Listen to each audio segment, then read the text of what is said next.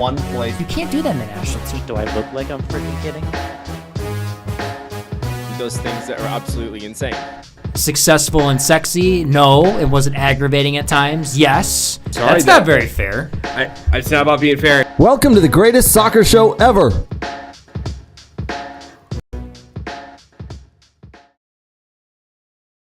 Well, hello, friends, and welcome to the weekly recap from We Are Soccer. We got a lot to get to. It was FA Cup weekend. Oh my gosh, there were some antics in the stands. There were some antics on the field. Matheus Cunha, he kicked, punched, and headbutted his way to a red card, and he helped his team, Wolverhampton Wanderers, to an emphatic loss down at Bournemouth. Lots to get to there. Mateta for Crystal Palace is not having a good weekend. He received 25 stitches to the head, almost had his head taken off in his game against Millwall. The Millwall fans had some things to say there about that.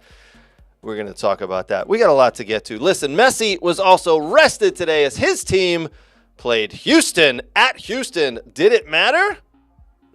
We'll see. Inter Miami's kind of good without Messi. We'll see what Messi being rested, what that spawned there.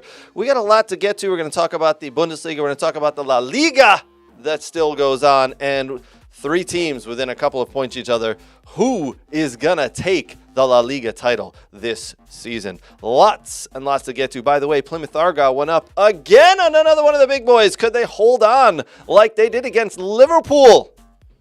The FA Cup was roaring this weekend. Oh, and by the way, the quarterfinal draw has been made. We're going to show you who's playing who and what's going on there. All right, it's me and Brooks in the studio today. Brooks, how are you, buddy? You good? Yeah, I'm good. Busy weekend watching MLS and working on other stuff. But yeah, it was good. Lots of.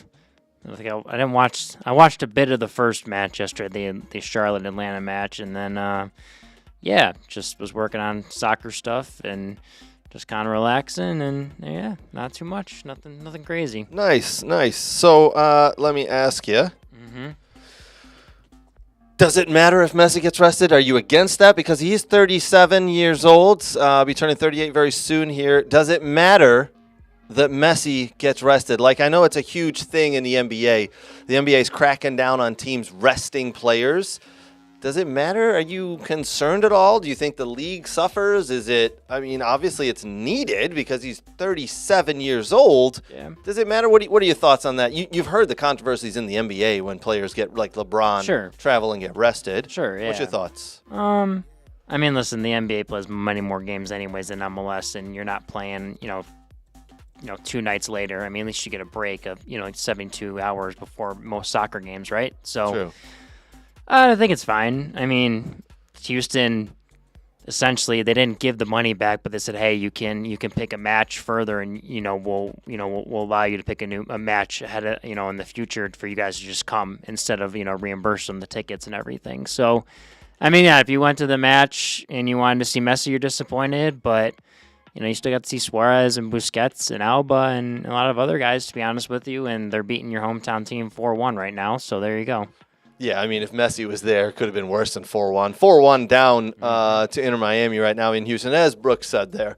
Listen, the fans were expecting to see Messi. It was tonight play in Houston. It came out, I think it was late yesterday, that Inter Miami said, hey, he's not traveling. Yeah. He's being rested because we've had a lot of games, and we got a lot of games coming up. So Houston then put out a quick message to the fans and said, hey, please still come to the game, and we will give you free tickets to another game this season, which is very nice of them. But I would be pissed. I personally have looked into going to see Messi play. The nearest stadium to me is Columbus. When they come to Columbus, they're actually going to be the Columbus Crew will not be playing in their stadium. They'll be moving that game to the Cleveland Browns stadium, I believe it is. Sure, more people, right? 65,000 people. I looked into tickets. Brooks, the cheapest ticket I could get was $100. Yeah, I'm sitting in the nosebleeds. Yeah. So I was thinking, you know what? Maybe I'll take I'll take the wife, I'll take the 3 kids, and then I'm at $500 just for tickets. Mm-hmm. And then he doesn't show up. Correct. He doesn't show up. You take the risk, though. He might have got injured to the game before, but he's not injured. He's just not showing up in Houston today because he's being rested. It's just kind of nice if they alerted fans a lot earlier. But, I mean, listen, you can't do anything about it, right? Right. I think it might be a little bit of retaliation of the MLS because they wanted to move one or two of their games, didn't they? I think Inter Miami asked to move a game or two by back a day to give a little bit of extra rest. Yeah, they usually do. And MLS said, no. Yeah. No to you. No special treatment to you and your older stars. And Inter Miami said, great, well, fine. Well, this is the way you want to play. We'll play without our star, who everybody's flocking, paying the big bucks to see. So Messi stayed home. And that's the plus with Apple TV, honestly, is that there's not broadcasted. So there's not a specific time the matches have to be on unless you're playing on Fox that day. True. You can broadcast in both places. But if you're on Apple TV, you can move the game whenever you want to. That's the beauty of live streaming. You know, you can pivot. So, yeah, I don't know. I mean, it'll probably happen more during the year. They'll move stuff back. And listen, that's the only reason I think they're only playing in CONCACAF Champions Cup. They're not playing any other competitions. Yep. And that's the reason. I'm sure they want to get Messi out to as many games as they can and, make sure he's healthy and just, when they want to win that CONCACAF Champions Cup competition and get into FIFA Club World Cup and then, obviously win the league and Supporters Shield and all the other stuff. So. All right, Brooks, you've had a couple of games to watch Inter Miami play now. Messi looks like he's up to form, and Suarez scored another goal tonight. He's playing well. Busquets is in the middle playing well. They've got a couple of young players.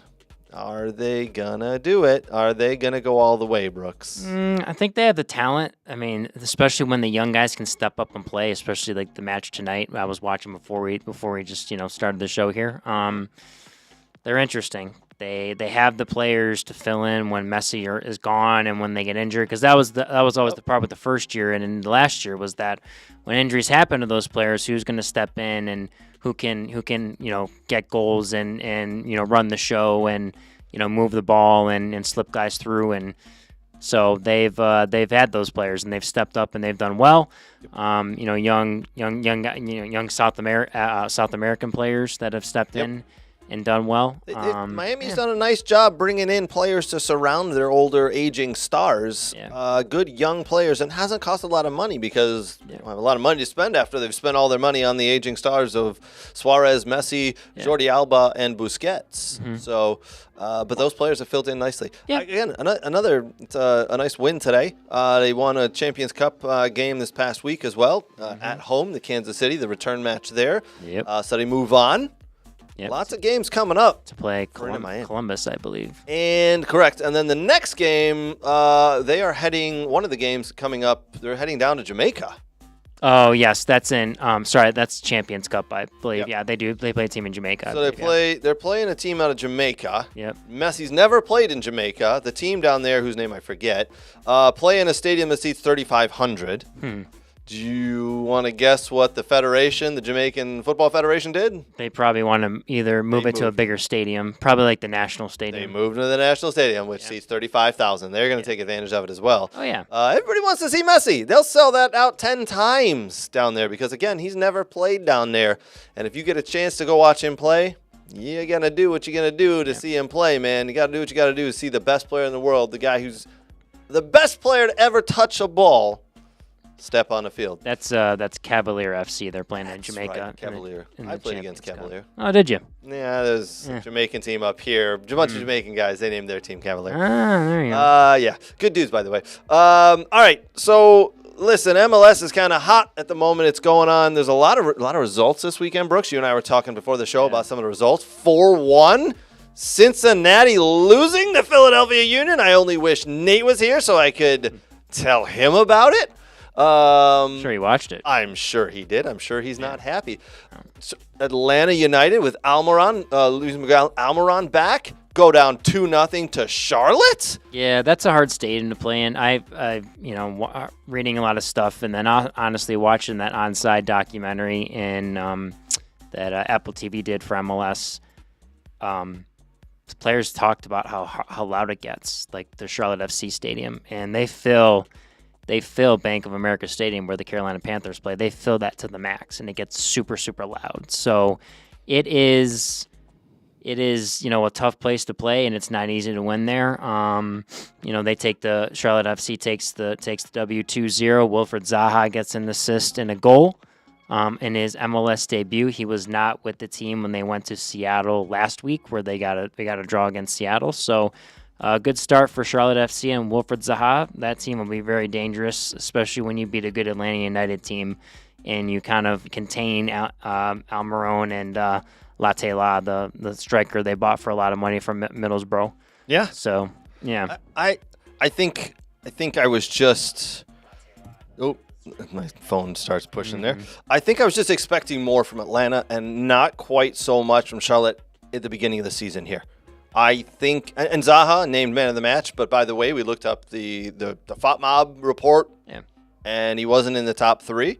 So that was interesting. There's a lot of interesting results happening in the MLS right now. The Union, who bring in a new coach, new system, and all of a sudden it's like, whoop, they're winning games. There's a connection going there. I watched the first half of that one against FC Cincinnati, and there's a connection going there with the players and the new guys they brought in, and then mixing in the guys that were there with the academy players.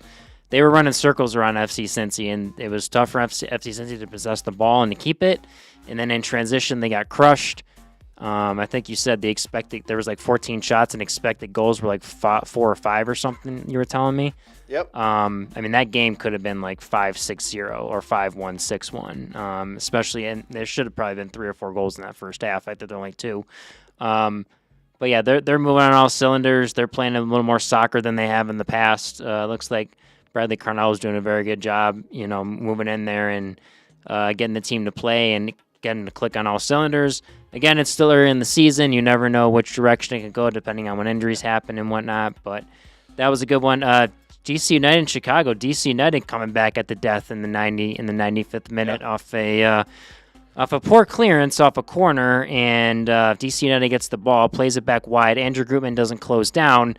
Ball gets whipped in. Center backs drop instead of try to contain and cover the guys in the box. And Jacob Morel, their top draft pick last year for DC United from Georgetown, bikes the goal. It's a little looper to the far side of the post, nothing Chris Brady can do. And the Chicago Fire, it just seems like they're the Detroit Lions of the MLS, where everything just, you think, oh, it's going well, and then boom, something happens and they end up drawing or losing the match or just things go to hell. You mean they find ways to lose? They just always seem to find a way. I mean, even they brought Greg Berhalter in. You thought maybe they'd be able to swing things around and change it and maybe not find a way to lose every game. But here we are. It's Chicago Fire. I just don't think he brought in the caliber of players he needs. I mean, again, I think they're attacking 3 or better. Their back line definitely hasn't improved, so I feel bad for Chris Brady because it's just shot after shot after shot. And it's hard for them to keep possession in the back line, and there's a lot of experience there. Young guys in the midfield with Kellen Acosta. Kellen's getting up there in age. I don't know. I mean, Greg Berhalter's still wearing his stupid Nike shoes on the sideline and everything, and it's just ridiculous. Like he won't last. He won't last 3 years there. No, he definitely won't. He won't. It's horrible. It's just he's forcing players to play certain ways. He doesn't have the players to do it. I mean, it was his job coming in. He essentially tore that whole team apart and brought in other players, and he's not even there yet. Like they're a little better, but they're not miles better. Right. You essentially had all that time coming in to know that you could do what you want to bring in players and adjust the team. And what's he do? He doesn't do anything right from the bat. And maybe you're waiting till the summer window. I get that. But if you fall so far behind in the first part of the season, I mean, it's going to be hard to catch up. Agreed. Some of the results that happened, Orlando get back to winning ways. They beat Toronto 4-2. New York Red Bulls beat Nashville SC 2-0. New England loses to Columbus 1-0. Salt Lake 2 over Seattle. And as we talked about, Charlotte beating Atlanta 2-0. Chicago Fire 2-2. As Brooks mentioned there, Minnesota beats Montreal 1-0. Sporting KC goes down to losing 2-1 to San Jose was down to 10 men. In the 52nd minute, they went down to 10 men. And I watched the second half of that match, and they had to defend for their lives. But it's not looking good for Peter Vermees in the first part. He's not won a game yet. He's had 2 CONCACAF Champions Cup matches and 2 MLS matches. Not won any of them. Not won a single game. And I looked at their schedule. I mean, first 10 matches, they may only be able to win one match.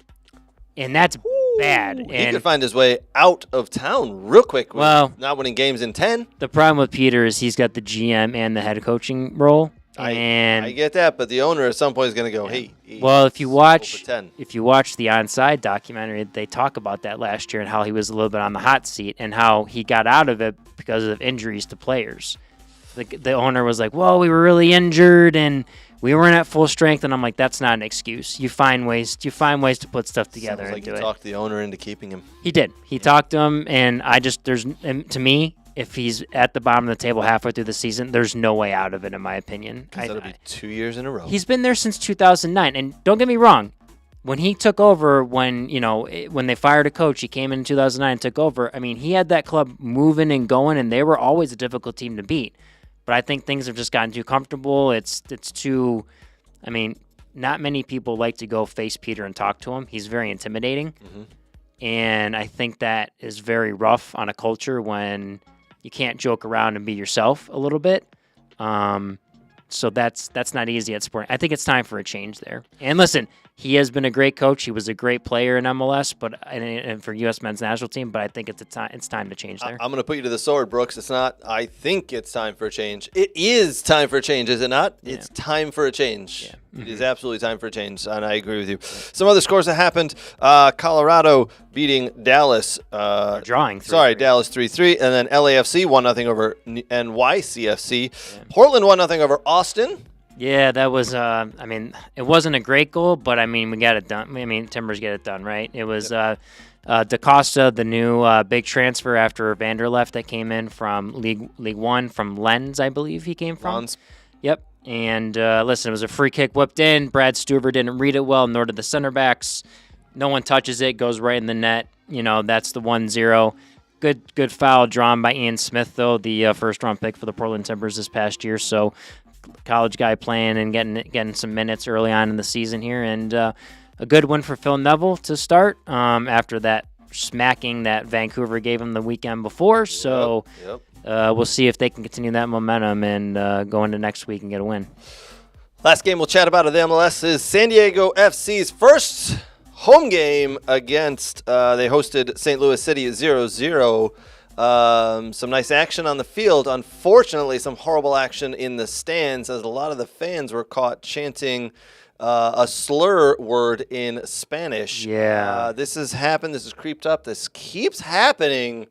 It's normally most of the Mexican fans. It is the Mexico national team has been told to make this stop. I think they had to stop a few times. They've stopped the games. Yeah. It just keeps happening. And to credit San Diego FC, they did come out right after the game, head coach and organization. There's no place in our city. There's no place in our stadium. There's no place within our club and our culture for this. So if you're going to do that, please don't come back. We'd rather not have a full stadium than have people here and chanting that. So good for them for putting out that message. But God damn it, it just keeps happening.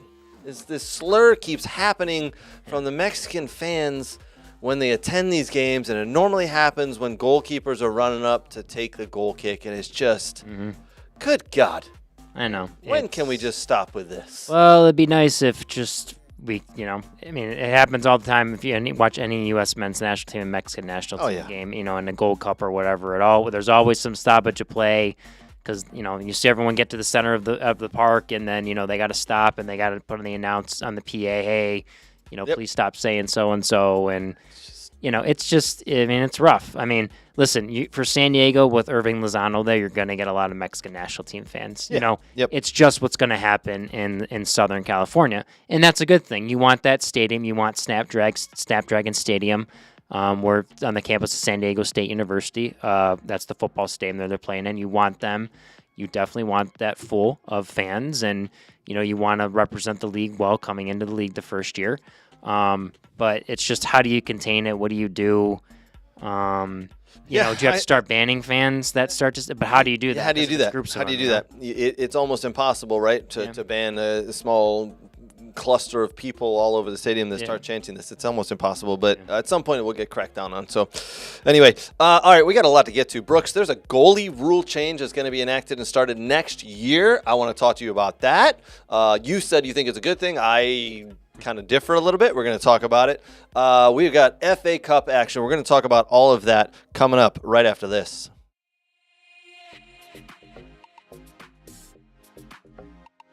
Hi, Brooks. We're at our favorite store, Soccer World in Rochester. We're just going to do some light shopping. Okay. Nothing big.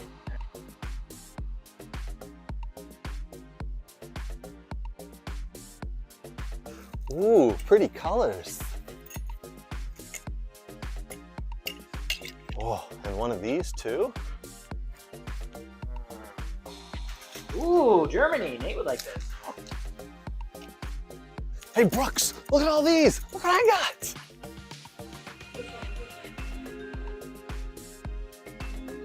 South America. Ooh, wow, that's not MLS. Cool. Socks? No.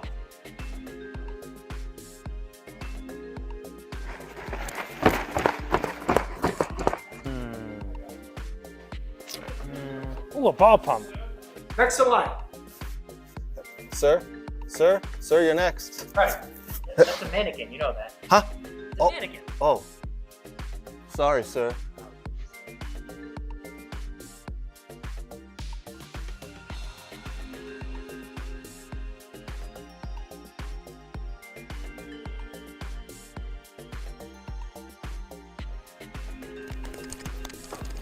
Craig, what are you doing? Nothing. Huh? All right, it is FA Cup weekend. Some of the matches that happened this weekend were great matches. Oh, my word, some entertaining matches if you were watching. Some of them not so much, like the Manchester United Fulham game today. I was hoping for more. It didn't pan out, but it is what it is. Got the results I wanted, and we'll talk about that in a couple of minutes. My team, Aston Villa, played against Cardiff City on Friday at home at Villa Park. We got the result we wanted. It took us long enough. My word. Aston Villa controlled the game from minute one, just struggled to put the ball in the back of the net. Marcus Rashford played well again, helping create 6 chances for the Villa to score. 2 of them were definitely put away. Listen, Rashford's playing very well. I'm happy. Marcus Asensio scores both goals. He's playing well as a lone player from PSG. Villa clicking right now in the cup. Need you to do it in the league, though, boys. That's where I really want to see us get those wins. We need the points for the league. Just personal preference. League, Champions League, FA Cup. That's my priority if I go top 3 right there. A lot of fans, Villa fans, want to see the FA Cup win because they want to see a trophy. Champions League, I mean, come on. The likelihood of Villa winning the Champions League is highly unlikely. I read an article today. The most likely team to win the Champions League this season is Liverpool. Then it'll be Real Madrid. But Villa, listen, we need to pick up points. I want to get back in the Champions League next year because yes, it's nice to be in the Champions League, but here's what's better. The players who want to come play at your club, there's a Rashford and an Asensio who come to play at your club because you are in the Champions League. That's who I want to draw in, players of that caliber in the summer. We can sell a couple of players for some decent money, and then we can bring some good players in who want to play in the Champions League if we're in the Champions League. So that's my priority. But anyway, FA Cup, Villa put out a strong team on Friday evening. 2-0 win. I'll take it. We're into the hat for the quarterfinals. We'll tell you the draw in a couple of minutes. Next games that happened, Millwall versus Crystal Palace. Millwall go to Crystal Palace. In the first several minutes, I think it was the 11th minute or something like that, Jean-Claude Mateta goes through, and the Millwall goalie comes out, kicks the ball, leaves his studs high, and hits Mateta right in the back of the ear. Pretty much damn near took the guy's head off. He was down for 11 minutes. Now, the referee, I believe it was Michael Oliver, was a couple of yards away. He saw the entire thing happen. Now, listen, as a referee, when you see someone get cleated to the head like that, your first instinct isn't, I got to throw a card. Your first instinct is, holy crap, let's get the physio on here. Let's get this gentleman taken care of. Let's make sure he's not dead. The physios came on, got a neck brace on him. He had a huge gash behind his ear. They said he took a little bit of in his ear as well, so that got a little messed up. And then he was on the ground for 11 minutes, by the way. They had to get him in oxygen because he was unconscious. He was knocked out. It was brutal. Yeah. Jean-Claude Mateta brutally kicked with studs into the back of his head, the side of his head, excuse me. And then VAR chimes in and says, hey, you may want to go take a look at this. And you're thinking, do we need VAR to chime in on this? Isn't this just, it's a red card? Like, was he not going to do anything? Did he forget what happened? He went and took a look at it and comes back, and sure enough, red card given. So Millwall played down 10 men for the rest of the game. Now, while Mateta is on the floor receiving treatment, a small group of fans in the Millwall section started chanting. I hate to even repeat it, but they were chanting, and I quote, "Let him die." Oh, wow. Yeah. My reaction too, Brooks. Wow. What the F? Who does that? Jeez. What is that about? Like, are you kidding me? Why were they upset? I don't even know, because he didn't do anything wrong. He was running through for the ball. The Millwall goalie cleared the ball and ended up studding him in the head. He didn't do anything wrong.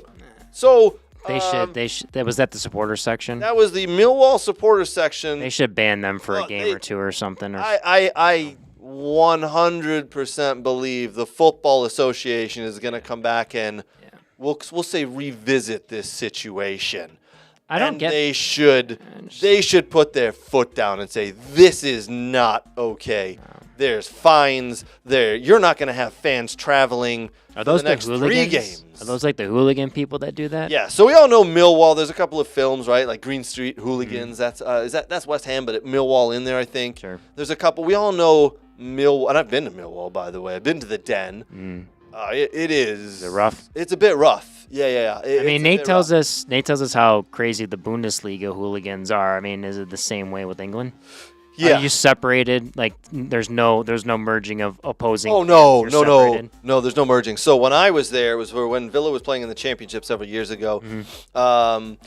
That we had, you're separated into. We were in the corner behind the goal. Yeah. And there's a barrier. You can't walk in there, right? There's police lines. There's police. Okay. Police line on both sides, so you can't even get through. I think it's crazy that happens. Like, we don't see that in America. It's really weird. It's a weird idea for me to see. Here's the really shoddy thing that happens, and there's no way around it. So what they do is the game ends, and they let the home fans go. Sure, first, right? Home, see you later. Yeah. They leave the away fans in their section. Doors locked, gates locked. Oh, wow. You're stuck. You can mill around into the main little concourse area that you have access to. Sure. But pretty much it's your seat, the concourse, or the aisle. But you're not getting into the rest of the stadium. You're not exiting the stadium. You are stuck there we were stuck there for 45 minutes. Sure, till everyone clears, right? They wanted the majority. Now, if Millwall fans at that game against Villa hadn't dispersed and gone home, we would have been stuck there longer. So eventually, the fans dispersed and everyone went home, and then we were let out and we could go along on our way. Interesting. Millwall fans are notoriously bad. This is taking things to a new level. Chanting "Let him die" as a man is on the field after taking studs to the side of his head. Yeah. He didn't even do anything wrong. So the Football Association will be revisiting this, and I guarantee there will be ramifications. There will be fines. There will be something like Millwall fans can't travel, or F it. I would love to see you can't do it, but points deduction. You knew the noise was coming from that side of the stadium, so. It can't happen. Well, to me, it's like this is the 21st century, and it's like we take for some reason people live in like the 1960s and 70s where you just yelled at and whatever. Like this is not how it is today anymore. Right. You just can't yell that stuff, and it goes viral and it makes your club look horrible. I don't understand why people do that. Yeah. I don't know. I get it. Like you're a diehard fan, but it's a soccer game. It's literally and someone's hurt. Like that's horrible. Yeah. It's bizarre. So we'll keep our eyes on that. I assume there was something from Millwall, the club, that came out afterwards, but I didn't see it. So we'll keep our eyes open for there. Some of the other games that happened this weekend. Preston North End 3, Burnley 0. Burnley, funnily enough, 12 games prior to this, hadn't let in a goal. Then they play Preston North End and let in 3. Preston North End go into the hat for the next round, and I'm going to tell you who they're going to play in a couple of minutes. Is Preston South End sad? Preston South End are very sad. Yeah. Folks. Yes, I'm sure they are. Yeah. Bournemouth 1, Wolves 1. This went to extra time, then to penalty kicks. Some fantastic penalty kicks in this one, by the way. Mateus Cunha did not take part in those penalty kicks because he is an idiot. He punched and kicked and headbutted his way to a red card in extra time and wasn't able to take part in the penalty kicks. The player who most likely took his spot in those penalty kicks stepped up and missed, or had his penalty kick saved. So Nice to see Tyler Adams play in this game. Tyler Adams played very well. Yeah, absolutely. He played well. He could have won the game at the end. By the way, he had a fantastic strike where it just inches wide. He played very well. But Mateus Cunha, he won't be at Wolves very long. Just restructured his contract. He put in a release clause there. He'll be, my guess, if I had to predict now, he'll be at Chelsea next year. Yeah, Chelsea. More people. They need more people. But Mateus Cunha, he's going to be suspended for several matches here because he kicked, he punched, and he headbutted an opposing player. So 3 matches. See you later, my friend. You're not playing for a little bit. Take a seat and enjoy the next couple of matches in the stands. Plymouth Argyle went to the Etihad, Manchester City. And now you're thinking, okay, this is going to be an easy one for Manchester City. But don't forget, Plymouth Argyle, they won 1-0 against Liverpool at Liverpool a couple of weeks ago. Yeah, they are bottom. They are bottom of the EFL Championship. Exactly. But they can still win, though. They beat Liverpool. I think they're third. I think they're third to last. They beat Liverpool, and you're thinking, could this happen again? And then they go up 1-0 against Manchester City, and you're going, oh my gosh. I had text messages flying around saying, can you believe it? They're going to do it again. 7 minutes later, Manchester City remembered, oh shit, we're the big boys here. Let's put the ball in the back of the net. They end up winning 3-1 in the end, making it fairly easy. But listen, Plymouth Argyle, they gave it a good run for their money. Good for them. Now Plymouth Argyle, take that form and put it into your league play because you're going to need to win some games there. Focus on that and get out of relegation. Get out of the relegation zone there, my friends. All right, Newcastle 1, Brighton 2. Danny Welbeck, the hero in extra time, as he nets there. He does it had again. A good goal. Say again? Minte, he had a really good goal, the first one. Yeah, there was some night. This game was full of fun. Anthony Gordon was sent off. Oh yeah, hitting someone in the back of the head. Yeah, idiot. Straight red. Yeah. 3-match ban for you, sir. Have fun sitting in the sands. Yeah. There was he can't play in the Carabao Cup final.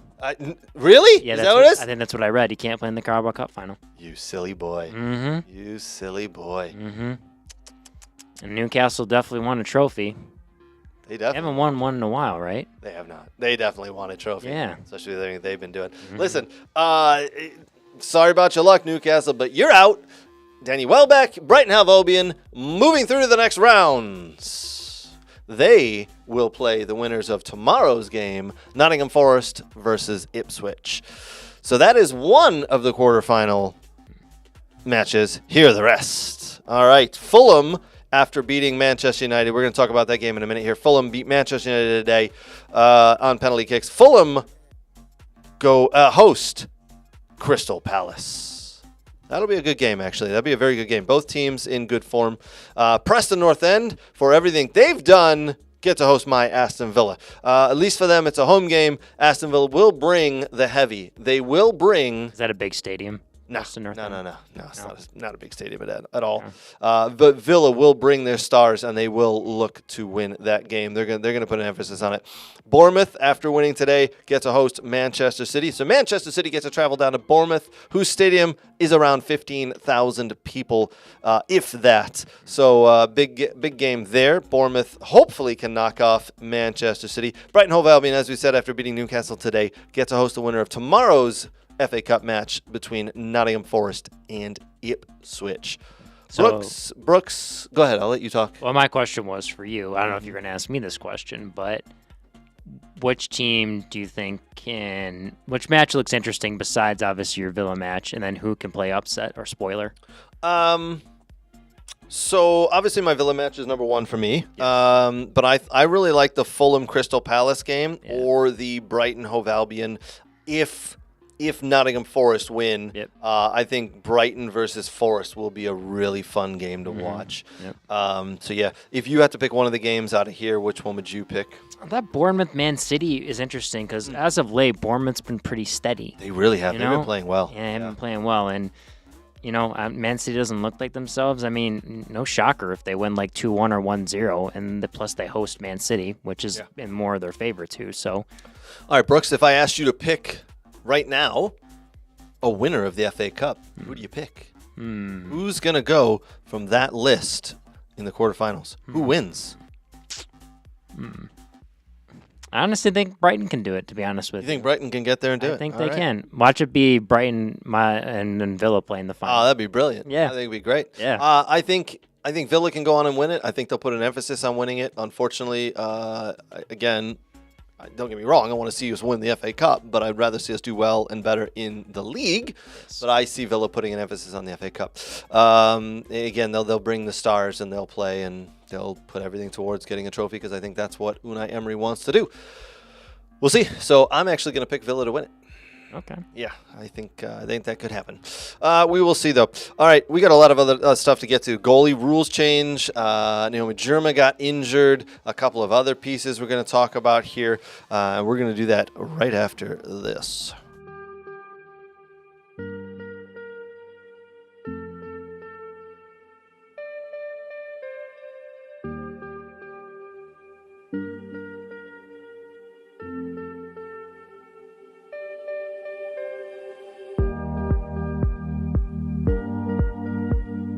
Change tempo, yes, drop out, good. Yes, touch play, right foot, yes. Scan, good.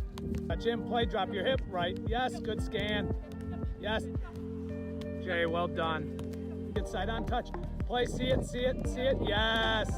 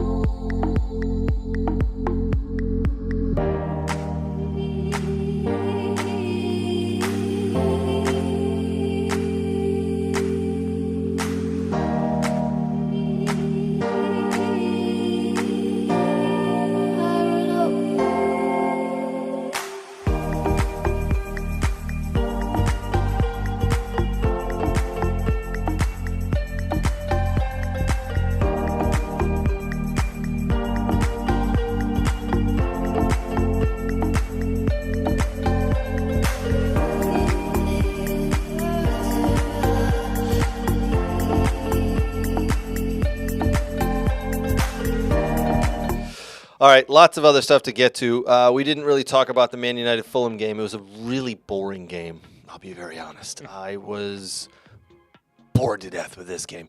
Fulham went up 1-0.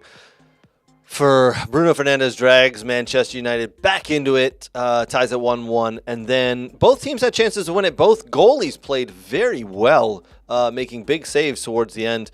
Goes to penalties. And Lindelof misses his penalty, and then Zerke misses his penalty, and off and running 4-2, Fulham win on penalties. So they're into the next round, as you saw there. There's a lot of lots that we could talk about with Manchester United and how poor they were and how poor they've been, and Ruben Amorim. We're going to save that for next week when our supporter friends, Danny and Nate, are back. I think they'll add a little bit more value to that conversation. But Manchester United fans right now, a little bit forlorn, a little bit downtrodden.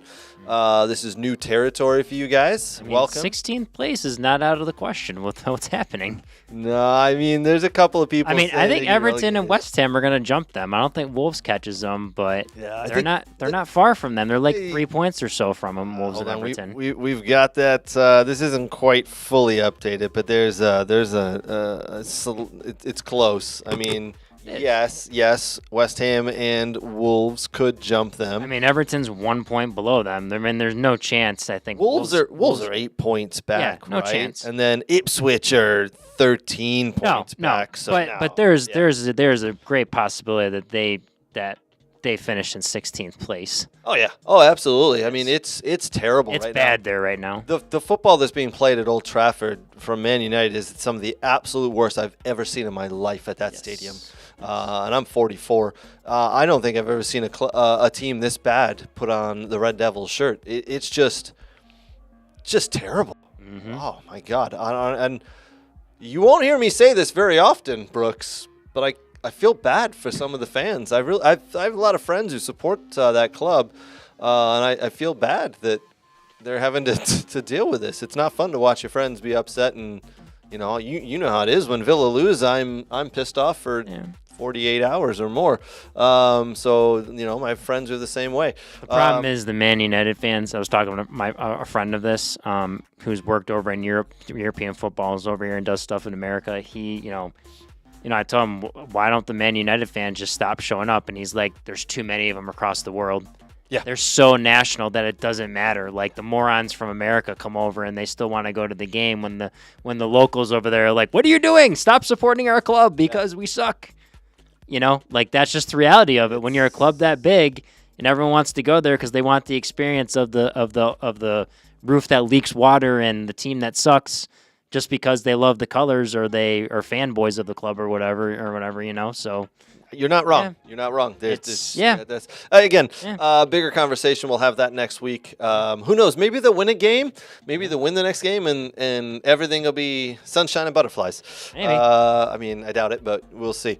All right. One of the things I do want to talk about is this goalie rule that's been updated. So, you want me to read it, or do you have it? I'll read it. I'll read it if you're all right. Okay. So here we go. The International Football Association Board, otherwise known as the IFAB, has approved a number of changes to the laws of the game for 2025-26. So starting July 1st is when this would go into effect. After trials have shown a major positive impact where goalkeepers have been holding onto the ball for too long. Now listen. We've all seen a goalie. The ball's floated into his hands. He grabs it, and then he falls on the floor and lays there for a couple of seconds, right? And he looks around, and then he gets up, and he looks around, and he takes a couple of steps forward, and he waves his hands, and then he puts the ball, and he looks like he's going to line up to punt it, right?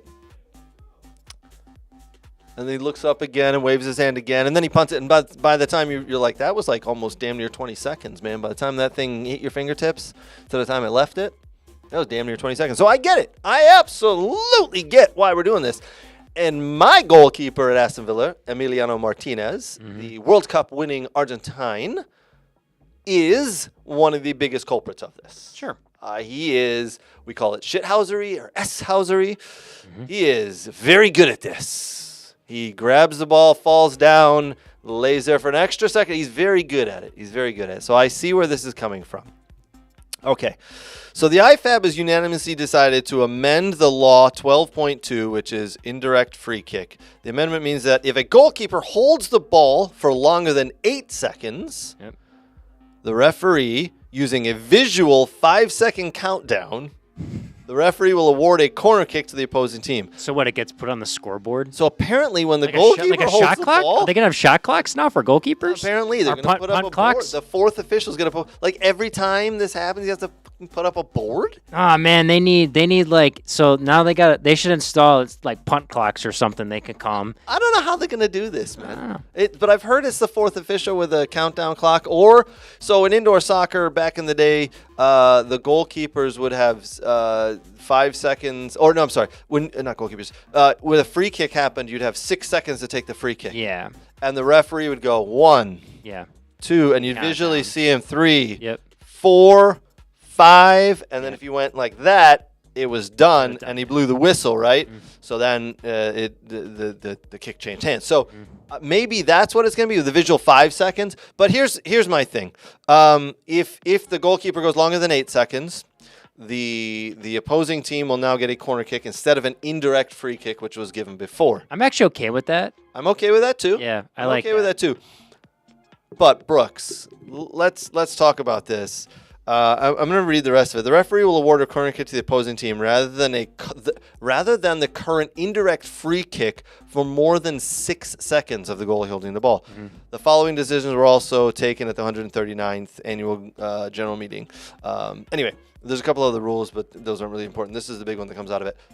We already have in place the 6-second rule. But it's not enforced. Why don't they enforce? Why didn't they just say, hey, we're going to do the 6-second rule, but now we're just going to enforce it more? Why are we changing it to 8 seconds? What's the point? Because they found out that goalies like to fall down. And when does this actually happen? Because if a goalie grabs the ball and falls down. Sure. When is it? When do you consider that the clock starts? Right. When do you consider it? Yeah. Is it when the goalie has the ball in the hands and he goes down, or is it when he gets up and then now he's going forward? Right. What I tend to see a lot in the pro game is it's when they approach the top of the 18, and then they're waving, they want to go and they decide volley, they don't do it again. Like, that's where I think the ridiculousness of it comes from.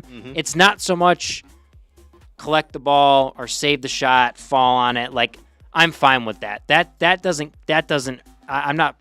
problem with that. It's when they get up to the 18 and then all of a sudden they don't want to punt it, then they roll it out. Like, you know what I'm saying? Like, that's the time wasting part, Well, I can see that still happening. I can see the fall down, they get up, and then they're going to roll it out. But at least the attacking team goes, in my head, 1, 2, 3, 4, 5, 6. All right, he's going to roll it, so I'm going to get closer, or he's going to have to punt it, right? So I think it's going to force the keepers to make decisions. Oh, I want to know how these keepers are going to get around it. There's always a way. They will find a way. Every time they go down, they're going to grab their hamstring with the ball, and just give me a second, ref, right? Just give me an extra couple of seconds here. Are they going to fall down? The ball's going to get a little loose, not loose enough. I think where you're going to see more of is it's not going to be punts. You're going to see just goalkeepers, if they know they have time and the clock's coming down, if it starts to get enforced, they're going to roll the ball out then if no one comes, they'll roll it forward with the bottom of their foot, do all that crap too. But then you got to start considering if that's the rule, then is that time wasting as well, because they know they can play the ball and they're moving it forward, but they're not going forward in play. I mean, where this really comes down to me is always in the last 5-10 minutes of the match. That's where, like, I wonder if in that section of the game it's going to be super enforced, and especially in stoppage time. But we already add stoppage time anyways for it, so it's an interesting concept and a rule, because where is it going to hurt you the most? That's the question. And usually you're doing it if you have a 1-goal lead, right, too? Oh, yeah, you're always wasting time when you got a goal lead. Or if you're tied. Or if you're tied and the other team's putting a lot of pressure on you and they could score because they are the stronger team. So you guys need to get a breather, right? Yeah. That's when you do it. But here's my thing, Brooks. Here's my thing. There are several rule changes we've had in the last decade, we'll say. Sure. And you think, well, that's a good rule change. I like it. Okay. And then the referees don't enforce it. A couple of them off the top of my head. Correct. Surrounding the referee, your team will be yellow carded. Everybody who surrounds the referee will be yellow carded. Correct. They don't. Well, they didn't follow through with that, did they? No. Because they still do it. Because everybody still does it. Yeah. And, but I don't know if you remember this one. I think we might have had a conversation about this on a previous show. I don't know if you remember it. But when the referee awards a free kick, if someone gets in in front of the ball. in front of the ball. They were doing it last year a lot. The referee, I'm at red card. No.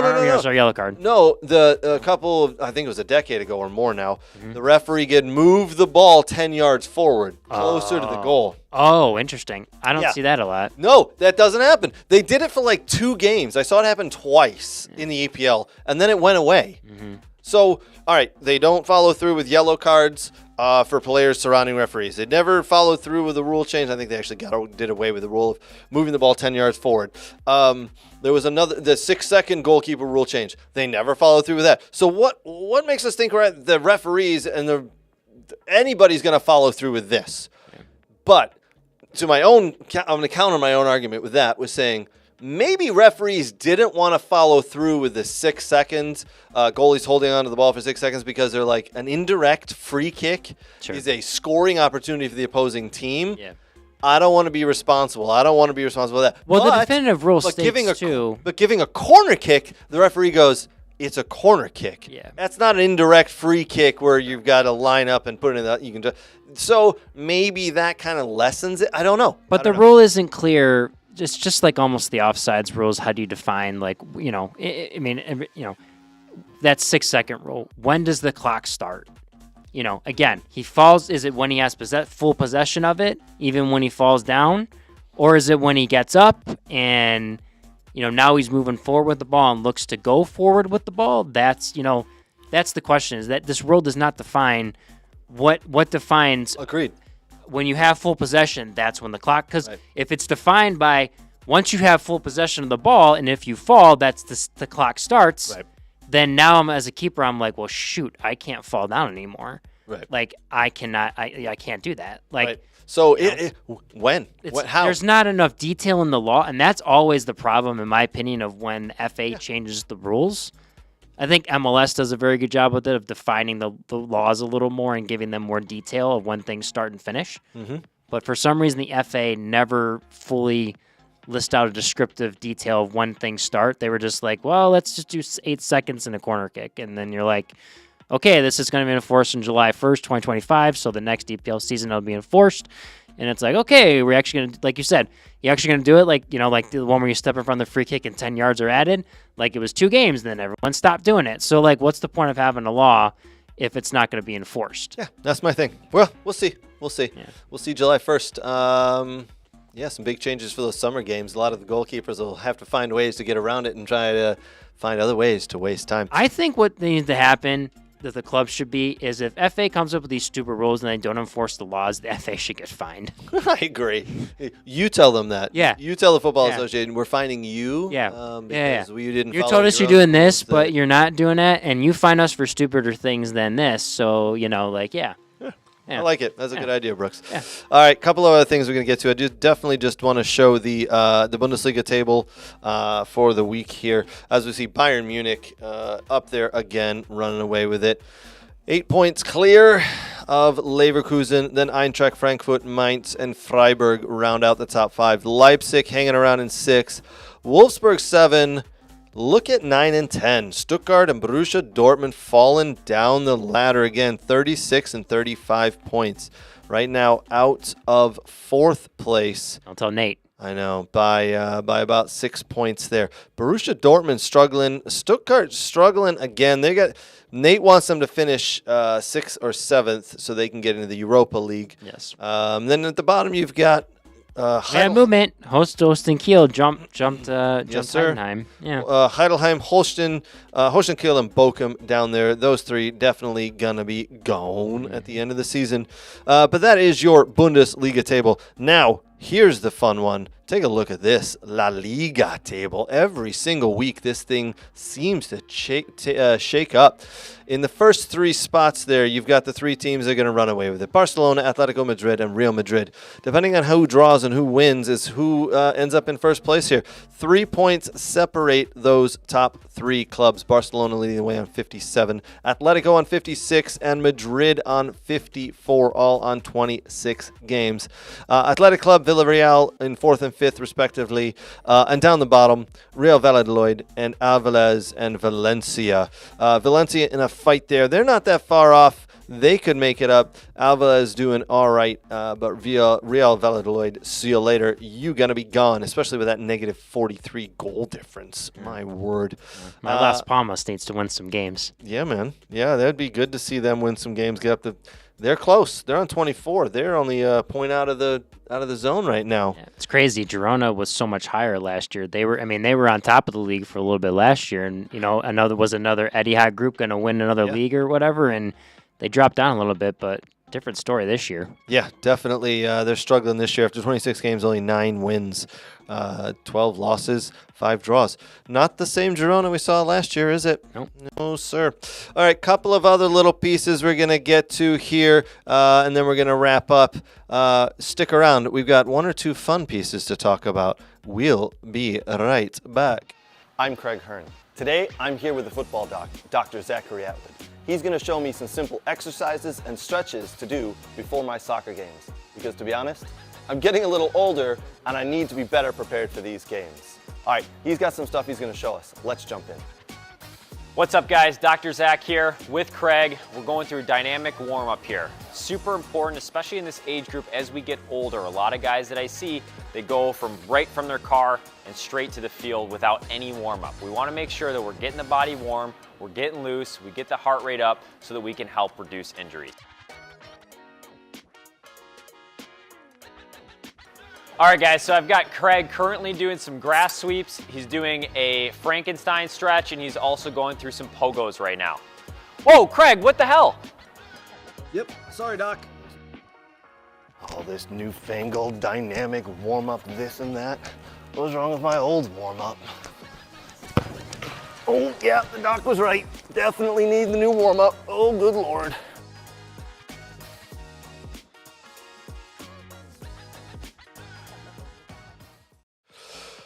All right, finishing up at the moment. Paulo Fonseca coaches in League One at the moment, and he decided to go head-to-head with the referee who was giving him a red card. He could be suspended for several months to a year for doing that. He lost the plot completely. Paulo Fonseca, what were you doing? You do not get in the face of a referee, and you definitely do not put your forehead on the forehead of the referee. That is just weird. It's weird. Why do people, when they get in fights, want to put their heads on another person's head? I don't know. That's a bizarre one to me. I don't get. That's not what I've ever wanted to do. But hey, you know what? To each their own. But Paulo Fonseca did that, and he may not be coaching for very much longer because he could be on the sideline for several months if he even keeps his job. Other news, Naomi Girma, after her $1 million move to Chelsea. Girma, sorry. Yes. I always say Girma. I don't know why. Yeah. I don't know, Girma. Someone corrected that, and I think one yeah, you know what, I always Girma. say it wrong, and I've heard it a million times. Yeah. And I'm really good with names, too. Yep. Naomi Girma, excuse me. After a $1 million move to Chelsea Women's Club, she went down injured in the 59th minute. 59 minutes into her game with Brighton Hove Albion women, the game ended 2-2, but in the 59th minute, Naomi Girma injured. Doesn't look too serious. They'll assess it tomorrow or early next week or this upcoming week here. Looks to be possibly just muscular, so hopefully she'll be back on the field there. But it's always the way. Big money move, and the person gets injured in the first game. It's always the way. It's like they're trying too hard. I don't know what that's all about, but there we are.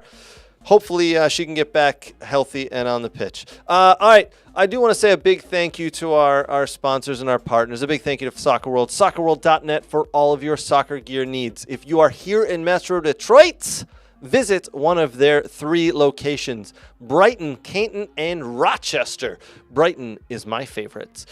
Say hello to Rod and tell him that Craig and the We Are Soccer crew sent you. He may charge you double, though, if you tell him that, just an FYI. Big thank you to Aaron, Dylan, Scotty Summer, and Renato from the Next Level Training Group. The Next Level trainers are the best in the country. And Bilal. And Bilal. Yes. Oh, I forgot Bilal. Sorry, Bilal. My kids actually really like Bilal as a trainer. Yep. But guys and girls at Next Level are the absolute best, not just here in the state of Michigan, but in the country. There's a reason that the professional players fly from all over the country to Detroit to train with Next Level Training. Sign them up. They got a bunch of clinics coming up here in March. They got some new nights starting up, so check them out. Next Level Training. Sign up for that. Big thank you to the Michigan Jags. Both of my kids played Jags soccer all three of my kids, actually, not just the two. All three played Jags soccer this weekend. We came away with, let's see, a win, a loss, a draw, and my son plays junior Jags, so he lost to another Jags team. So there you are. He loves the junior Jags stuff. Big thank you to the football doc, Dr. Zachary Atwood. If you have been injured, are injured, or have the need for some baseline testing, hit up Dr. Zachary Atwood, the football doc. He's a good dude. He's a great soccer player, and he knows what he's doing and how to get you healthy and back on the pitch. Yep. Thank you, guys. Appreciate the love and support our partners show us every week. Brooks, that's going to wrap us up for the week, man. We had some fun. Next week, we can have a little bit more fun when Danny and Nate come back, asking them the tough questions about Man United. Yeah, he's always intense with those two when they come back. So make sure you come back and watch next week and see the, disappointment from them. Is it going to be another disappointing weekend? I don't know. I think they've just kind of given up on their club. I think they have. You know, the funny thing is I look up at the board that we have over here, and one of the notes at the bottom of the board was a bet that Danny and I had from last year at this time, and it was Danny and Craig, Man United over or under 15.5 points in the month of December. So over a year ago now. Oh, geez, that's 14 months ago? Good Lord. I don't know why I haven't erased it. And they didn't get over 15.5 points. I think they ended up getting 12 points, if something like that, in last year. And then afterwards we talked about it, and Danny said, don't worry, they'll turn it around. Don't worry, they'll come good. They'll turn it around. 14 months later, guys. Maybe we should ask him if there's one club you'd switch to, which one would you switch to? Shit. You can't ask someone that. Why? You can change your wife. You can change your name. You can abandon the club. Change your club. If they keep letting you down, you can abandon them. No. You can change your wife. You can change your name. But you can't change your football club. We're in America, club. We're in America, Craig. We're in America. No. Come on now. Live or die with him. Good. Oh, man. For better or worse, we stick with our club. All right, guys, appreciate everybody watching. Do us a huge favor. Give us a like, give us a subscription, give us a share. If you're listening on Apple Podcasts, leave us a 5-star review and leave us some notes in there. We'd very much appreciate it. For me and Brooks, we're out. We'll be back next week. Cheers. Cheers.